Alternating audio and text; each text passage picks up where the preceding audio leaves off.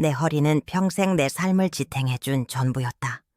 20살부터 재봉틀 앞에 앉아 허리가 펴질 날이 없었지만 그만큼 내 아들 민호를 키웠으니 아깝지 않았다.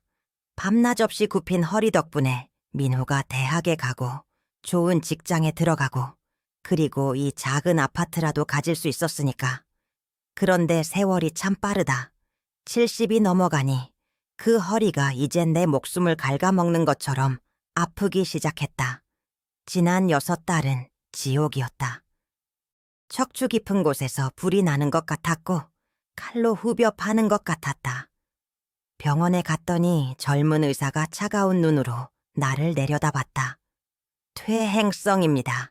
75이시면 당연한 겁니다. 통증 조절이나 하세요. 노인에게 병은 그냥 노화라는 3글자로 퉁치는 모양이었다. 물리치료, 주사, 독한 약을 먹었지만 통증은 쉬지 않고 점점 더 심해졌다.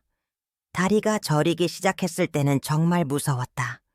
혹시 휠체어를 타게 될까봐 매일 밤 침대에 기대어 울면서도 걷는 연습을 놓지 않았다. 하지만 몸은 정직하다는 말이 있지 않은가. 내 몸은 걷는 것을 거부했다. 내게 남은 가족은 외아들 민호와 며느리 유진이 전부였다. 며느리가 이 집에 들어온 건 20년 전. 그때도 가진 돈 탈탈 털어 결혼 비용을 보태줬다. 지금은 일주일에 한두 번씩 와서 나를 보살펴 주었다. 유진이는 참 다정하고 싹싹한 며느리였다. 올 때마다 환하게 웃으며 내 식사를 챙기고 약 시간을 맞춰주고 힘든 내 허리를 주물러 주었다. 어머니, 제가 해드리는 미역국 드시고 기운 내셔야죠. 얼른 나으셔야 저희도 마음이 편해요. 유진이는 늘 이렇게 말했다. 하지만 이상하게도 유진이가 오고 간 다음 날은 통증이 더 심해졌다. 특히 유진이가 어머니 건강에 특별히 좋다며 끓여준 그 죽이나 국을 먹은 다음 날은 허리가 완전히 꺾이는 것처럼 아팠다. 마치 누가 내 척추를 안에서부터 칼로 찌르는 것처럼 나는 스스로를 책망했다. 이 늙은 것이 이제 하다 의처증 환자처럼 예민해진 건가? 며느리는 이렇게 고생하는데 내가 이런 생각을 하면 안 되지. 마음이 지친다는 게 이런 거구나 싶었다. 내가 너무 힘들어서 모든 것이 괴롭게 느껴지는 것 같았다. 그런데 아들 민호의 태도가 영 이상했다. 내 고통에 무관심해 보였고 유진이와 귓속말로 속삭일 때면 늘 이 집, 아파트 명에 돈 이야기가 오갔다. 내가 침대에서 일어나 그들 대화에 끼려고 하면 두 사람은 놀란 듯 황급히 입을 다물었다. 유진이가 우리 집을 바라보는 눈빛에는 단순한 며느리의 정이 아니라 어떤 계산적인 욕심 같은 게 서려 있었다. 이 작은 아파트가 그들에게는 유일한 희망이었을 테고 내 병은 그들에게는 기다림이자 동시에 비용이었을 것이다. 며칠 전 나는 거실 테이블 위에서 민호와 유진이가 주고받은 문자를 보았다. 민호는 이렇게 계속 병원비만 나가게 둘 수는 없어. 빨리 결론을 내야지. 라고 보냈고 유진이는 걱정 마세요. 제가 특별히 관리하고 있어요. 곧 모든 게 정리될 거예요. 라고 답했다. 가슴이 철렁 내려앉았다. 관리? 무엇을 관리한다는 건지 알 수 없었다. 다만 내 고통이 누군가의 계산 속에 들어가 있다는 섬뜩한 느낌만이 남았다. 통증 때문에 머리가 맑지 않아 더 깊이 생각할 수가 없었다. 그날 밤 11시.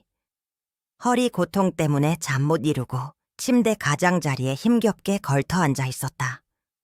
며느리 유진이가 거실에서 전화통화를 하는 소리가 들렸다.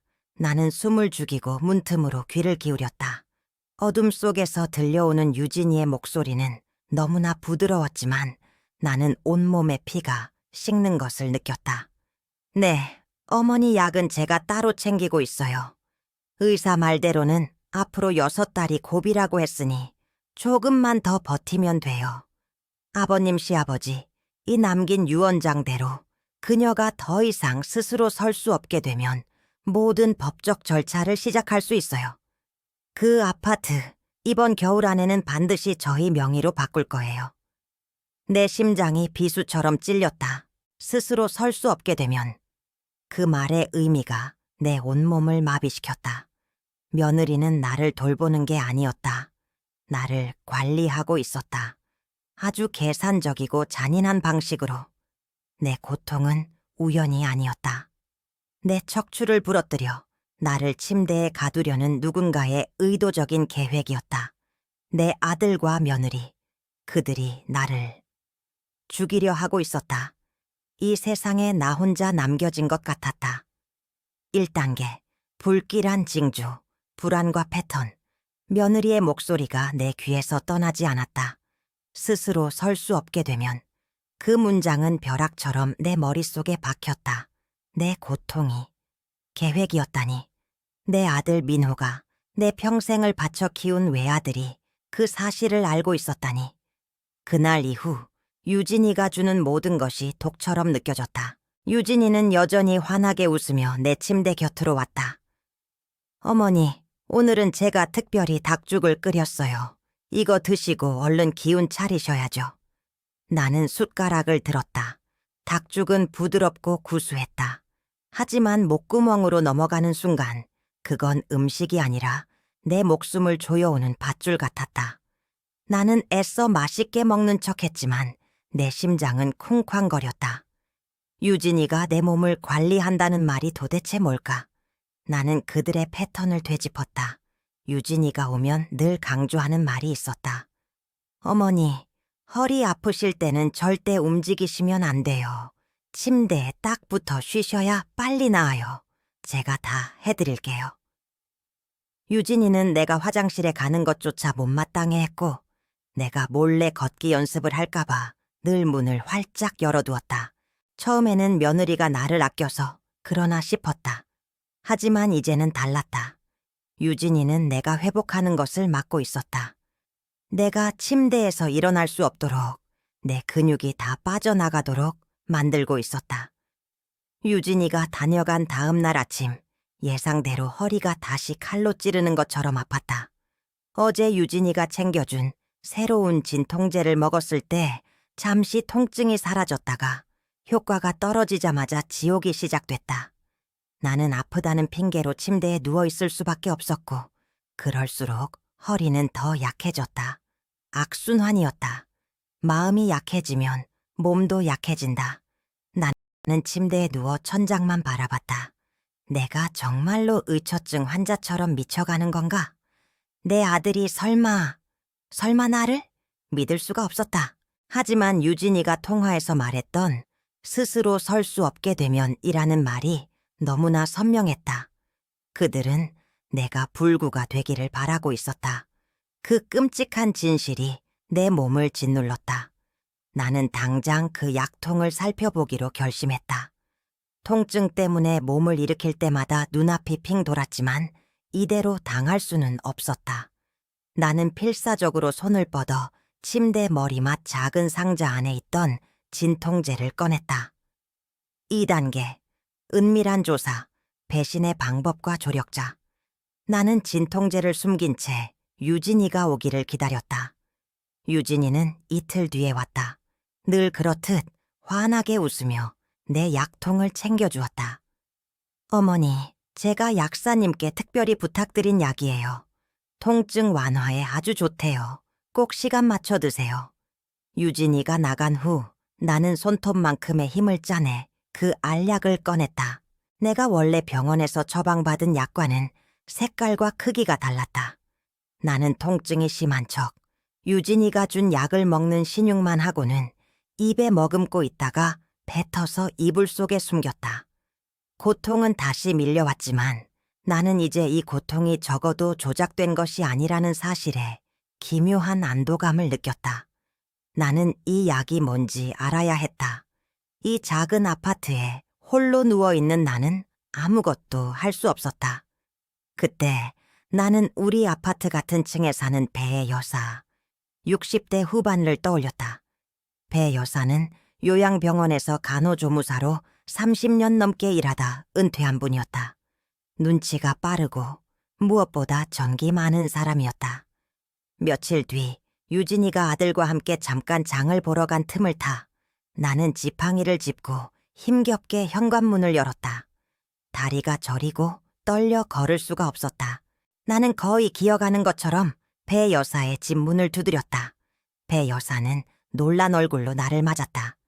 김 할머니, 갑자기 왜 이래요? 며느리는 어디 갔어요? 나는 숨을 고르며 떨리는 목소리로 유진의 전화 통화 내용, 민호와 유진의 문자, 그리고 내 통증의 패턴에 대해 털어놓았다. 마지막으로 이불 속에 숨겨뒀던 정체불명의 알약을 배 여사에게 내밀었다. 배 여사는 충격에 입을 다물지 못했다. 그녀는 내 이야기를 들으면서 약을 세심히 살펴보았다. 할머니, 이 약, 이거 너무 강한 진통 소염제예요. 의사가 처방해준 척추 보조제나 신경치료제가 아니에요. 이 약은 통증만 마비시키지 근본적인 신경 압박이나 염증을 치료하지 못해요. 게다가 이렇게 강력한 소염제를 장기간 복용하면 위장과 신장이 망가집니다. 배 여사의 말에 나는 정신이 번쩍 들었다. 며느리가 내가 낫지 못하게 하려고. 맞아요. 김 할머니의 척추 문제가 아무리 심해도 이렇게 급격히 쇠약해지고 다리 근육이 풀리는 건 드문 일이에요. 유진이는 할머니가 스스로 설 수 없는 상태가 되도록 몸을 망가뜨리고 있었어요. 아까 말씀하신 유언장 문구가 핵심이에요. 법적으로 무력화시키려는 겁니다. 그들의 잔인한 계획이 눈앞에 뚜렷하게 보였다. 그들은 내가 휠체어에 갇히고 결국에는 정신까지 흐려져 모든 권리를 잃기를 기다리고 있었다. 그들은 나를 천천히 죽이고 있었다. 3단계, 확인과 고통, 결정적인 증거와 대응 결심. 배 여사는 내게 희망의 끈을 건네주었다. 그녀는 내가 앓는 신경 압박의 고통을 이해하고 있었다. 할머니, 제 척추 문제는 움직이지 않고 누워만 있으면 근육이 다 풀려서 더 못 일어나요. 유진이가 못 움직이게 한 건 바로 이 때문이에요. 하지만 제가 간호사로 일하면서 수많은 척추 환자를 돌봤어요. 약물 없이도 통증을 완화하는 아주 간단하고 확실한 방법이 있어요. 바로 문틀 요추 감화법이에요. 이거 하루 4번만 해도 통증의 지옥에서 벗어날 수 있어요. 나는 눈을 크게 떴다. 문틀 요추 감압이요?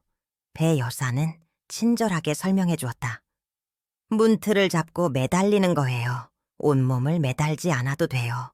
팔을 쭉 펴서 문틀을 잡고 발은 바닥에 닿게 서서 체중의 절반 정도만 허리에 늘어나는 느낌으로 버티는 겁니다.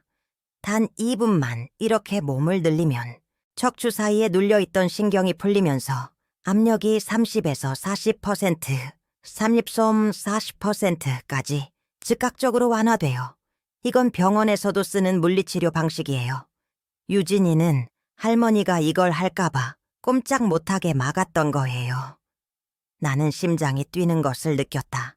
나에게도 희망이 생겼다. 며느리가 나를 못 움직이게 막는 것이 나를 죽이려는 가장 확실한 증거였다. 그날 밤 유진이가 다녀간 후 나는 고통을 참으며 안방 문틀로 향했다. 다리가 저려서 눈물이 날 것 같았고 온몸의 근육이 비명을 질렀다. 나는 문틀을 잡고 팔에 힘을 주었다. 몸무게가 허리에서 분산되는 느낌이 들었다.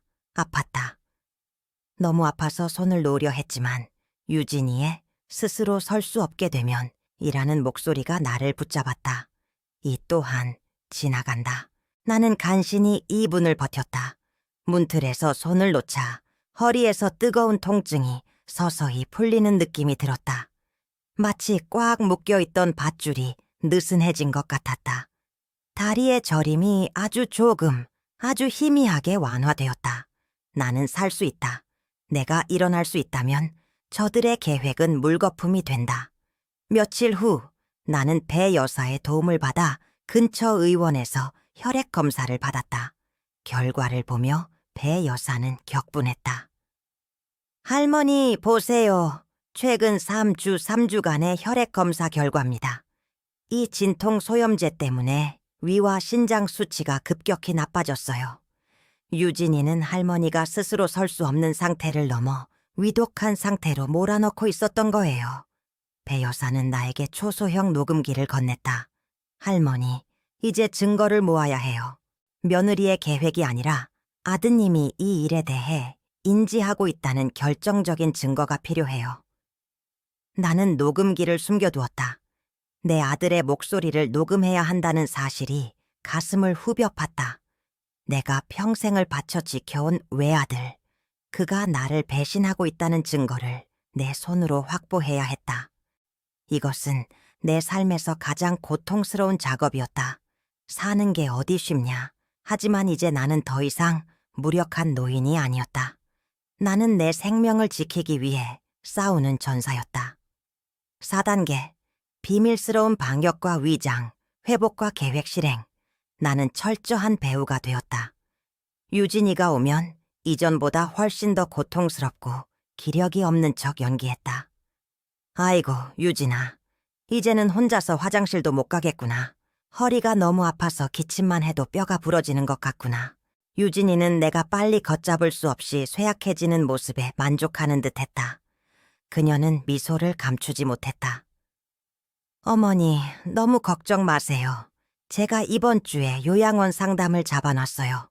전문적인 곳에서 관리받으시면 더 빨리 나으실 거예요. 요양원이라니. 나를 완전히 격리시키려는 최종 단계가 시작된 것이다.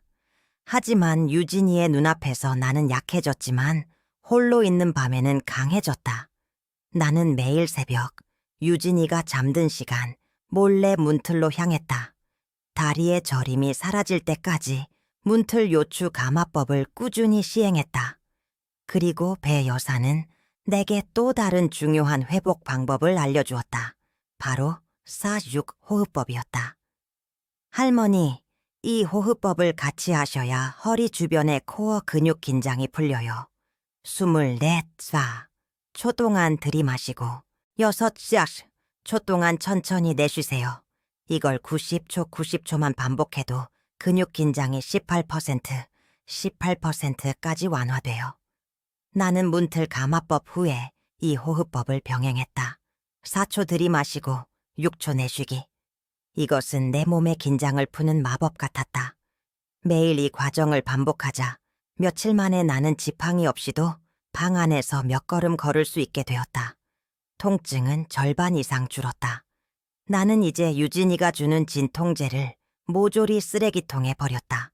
나는 회복 속도를 노트에 기록하고 배 여사에게 받은 혈압 측정기로 매일 아침 저녁 혈압을 쟀다. 한 달 전만 해도 진통제 때문에 혈압이 170에 107 mmHg까지 치솟았었는데 이제는 140에 90, 149무 아시아슬리메아 그거대로 안정되었다. 내 몸이 스스로 회복하고 있었다. 유진은 내 상태가 예상보다 빠르게 악화되자 계획을 앞당기기로 했다.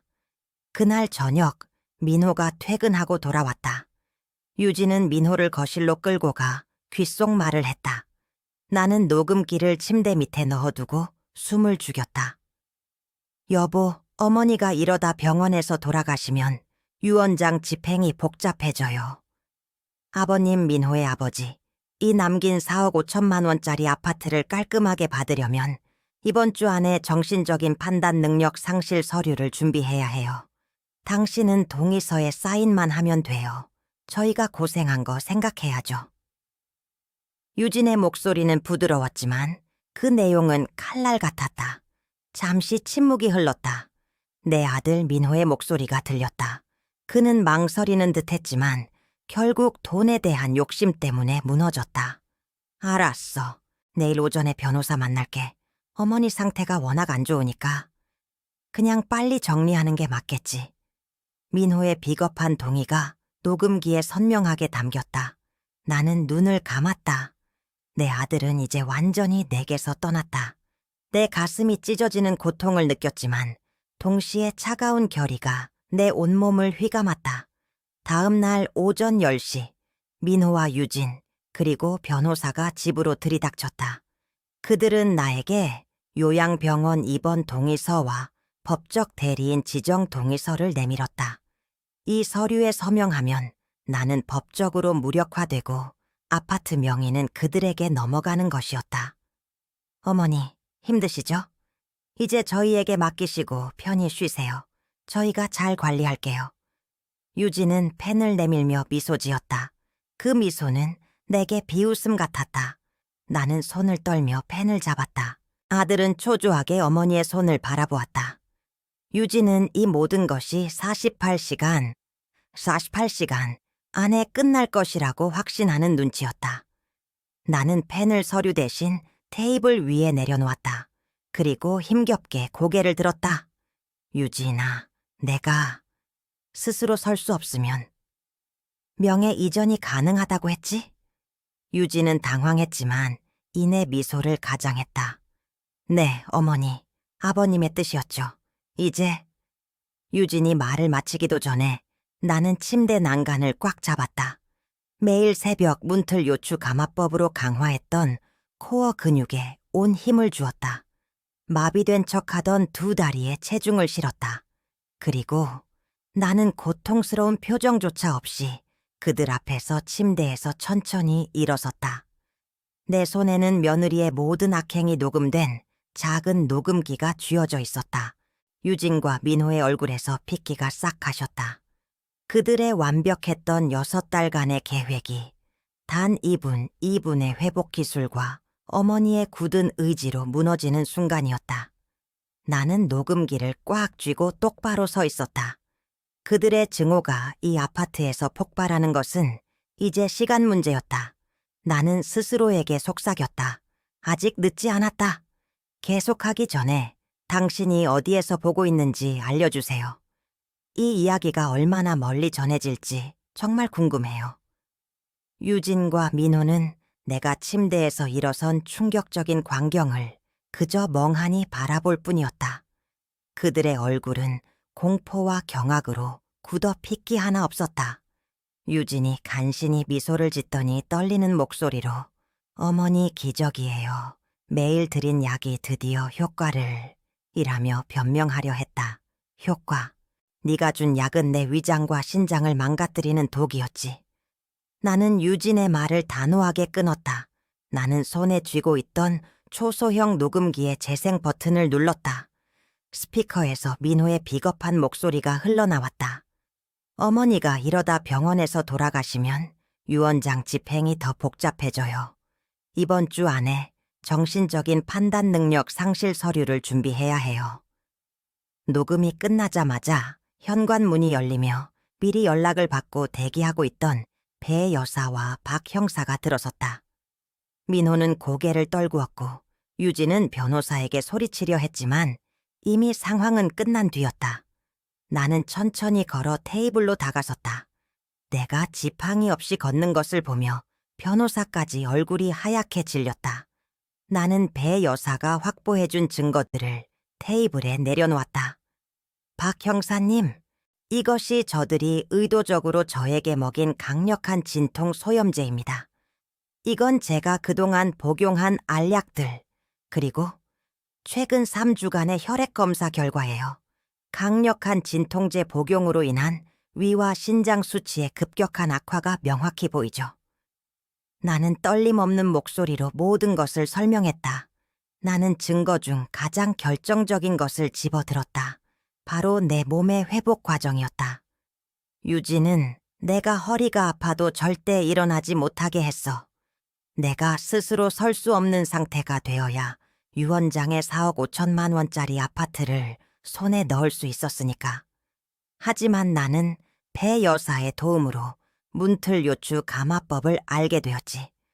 하루 2분씩 문틀을 잡고 척추 압력을 풀자 며칠 만에 통증이 30% 이상 완화됐어. 네가 나를 침대에 묶어두려는 모든 노력이 단 2분이 정직한 움직임으로 깨졌단 말이다. 유진은 더 이상 이성적인 척할 수 없었다. 그녀는 바닥에 무릎을 꿇고 울부짖었다. 어머니, 죄송해요. 저희가 잠시 이성을 잃었어요. 아드님, 민호를 생각해서라도 제발 봐주세요. 민호 역시 어머니의 바짓가랑이를 잡고 애원했다. 어머니, 제가 잘못했습니다. 당신의 하나뿐인 아들이에요. 당신이 저를 감옥에 보내면 우리 가족은 어떻게 살아요? 우리 아이들은요? 그는 한국적인 정과 효를 호소하며 나의 마지막 자비를 갈망했다. 나는 며느리와 아들을 내려다보았다. 나의 눈에는 이제 눈물 대신 차가운 강철 같은 결의가 있었다. 나는 아들의 손을 떨쳐냈다. 내 아들은 네가 나를 짐짝처럼 요양병원에 보내고 스스로 설 수 없도록 약을 조작하는 것에 동의했던 바로 그 순간 죽었다. 네가 나에게서 4억 5천만 원을 빼앗으려던 순간 너는 내 아들이 아니라 그저 한 명의 탐욕스러운 범죄자가 된 거야. 나는 한을 담은 단어 한마디 한마디를 뱉어냈다. 나는 살기 위해 싸웠고 그 싸움에서 이겼다. 박 형사는 유진과 민회에게 수갑을 채웠다. 김유진 씨, 김민호 씨, 노인 학대 및 상해 미수, 재산 편취 목적으로 체포합니다. 유진은 극심한 죄책감과 분노에 사로잡혀 끌려나갔고 민호는 어머니에게 용서를 구하는 울음을 터뜨렸지만 나는 그들을 향해 끝내 뒤돌아보지 않았다. 법정은 나의 편이었다. 녹음기와 조작된 약 그리고 의료 기록은 명확한 증거가 되었다. 며느리 유진은 상속재산 편취 시도 및 노인에 대한 상해 미수 혐의로 징역 7년을 선고받았고 간호조무사 자격은 영구 박탈되었다. 아들 민호는 배우자의 범행 공모 및 사문서 위조 동의 혐의로 징역 4년을 선고받았다. 그들이 그토록 탐냈던 4억 5천만 원 상당의 아파트는 당연히 나의 소유로 남았다. 추가로 그들은 나에게 정신적 피해 보상금 8천만 원을 지급해야 했다. 이 사건은 지역사회와 친척들에게 큰 충격을 주었고 자식에게 배신당한 나의 이야기는 뉴스에 보도되며 민호와 유진은 사회적으로 철저히 매장되었다. 그들의 아이들은 외가로 보내졌고 나는 자식들을 감옥에 보냈다는 고통스러운 사실에도 불구하고 나의 생명과 존엄성을 지켰다는 사실에 안도했다. 아파트에서 평생의 꿈을 이루고 싶었던 유진은 결국 7년간의 감옥살이와 사회적 고립이라는 대가를 치렀다. 그들이 얻으려 했던 모든 것을 잃은 것이다. 2년 후 77살이 된 나는 완벽하게 새로운 삶을 살고 있었다. 나의 건강 회복은 기적적이었다. 문틀 요추 감화법을 꾸준히 시행하고 배 여사가 알려준 사육호흡법으로 코어 근육을 강화한 결과 허리 통증은 완전히 사라졌다. 이제 나는 지팡이 없이도 아파트 단지 공원에서 매일 3km를 걷는다. 무엇보다 이전의 강력한 진통제로 인해 170에 100mm Hg까지 치솟던 혈압은 이제 125에 80mm Hg로 안정되었다. 급격히 나빠지던 신장 수치도 정상으로 돌아왔다. 나는 아파트 보상금 중 일부와 개인 자금을 합쳐 아파트 1층 공간을 활용하여 다시 서는 길 센터를 설립했다. 이는 외롭거나 자식들에게 방치된 노인들을 위한 그룹 지원 시설이었다. 배 여사는 센터의 공동 운영자가 되어 자원봉사자들을 훈련시켰다. 나는 노인 학대의 징후를 알아차리고 스스로의 건강을 관리하는 방법을 가르치는 강사가 되었다. 나의 강의는 늘 2분의 기적, 문틀 요추 감화법으로 시작되었다. 나는 노년기에 근육을 지키는 것이 곧 존엄성을 지키는 것임을 강조하며 수백 명의 노인들에게 희망을 주었다. 매주 화요일과 목요일 오후 4시가 되면 나와 배 여사는 센터에 모인 노인들에게 문틀 요추 감화법과 사육호흡법을 가르쳤다. 나는 그들에게 내 경험을 이야기했다. 자식의 탐욕은 어머니를 땅에 묻으려 했지만 나는 그들의 거짓말을 묻었습니다. 내가 가진 지식은 그 어떤 약보다 강력했다. 나는 현재 50명이 넘는 노인들에게 운동법을 전수하고 있으며 그들의 혈압과 관절 통증이 완화되는 것을 매일 확인하고 있다. 가끔 내가 새로 가꾼 옥상 정원에서 꽃들을 바라볼 때 2년 전에 내가 떠오른다. 그때는 내 몸이 나를 배신했다고 생각했지만 이제 안다. 내 몸은 나에게 끊임없이 위험을 경고하고 있었다. 나는 다만 듣지 못했을 뿐이었다. 나는 민호와 유진이 연락을 취해도 일절 응답하지 않았다. 그들은 나의 영혼을 파괴하려 했던 이들이었기에 나는 그들과 영원히 결별했다. 나의 삶은 이제 나 자신만의 것이다. 내 삶을 지탱해 주는 것은 이제 굽은 허리가 아니라 스스로 일어서겠다는 굳건한 의지다. 내가 그토록 열심히 일해 얻었던 4억 5천만 원짜리 아파트는 그들을 감옥으로 이끌었고 나는 이분의 의지로 이 아파트를 수많은 노인들이 다시 설 수 있는 희망의 터전으로 만들었다. 그들이 원했던 재산은 그들을 벌했지만 내가 지킨 것은 나를 구원했다. 나는 걷고 있다. 그리고 더 이상 두렵지 않다.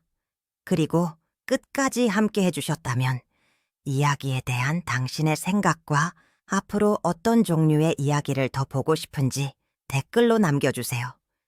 여기 와 주셔서 정말 감사합니다. 다음 감동적인 이야기에서 또 만나요.